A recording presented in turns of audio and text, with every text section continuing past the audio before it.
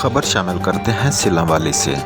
Assistant commissioner Sillanwali Inam Babar DSP Khalid Mahmood की ज़ेर निगरानी थाना सिलांवाली में तैनात होने वाले एसएचओ फयाज अमन हजरा ने मुफ्त आटा तकसीम के प्रोग्राम को अपनी मेहनत और लगन से चार चांद लगा दिए।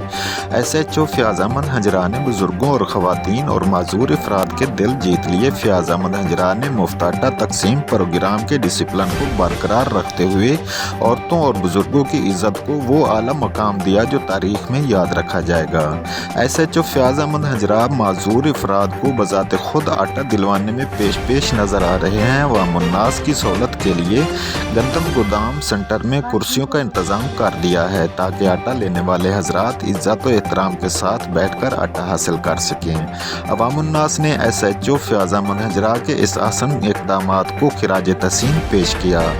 कैमरामैन मियां तबस्सुम गुरु के साथ मियां शबाज गुरु, सिटी वन न्यूज़ सिलांवाली से।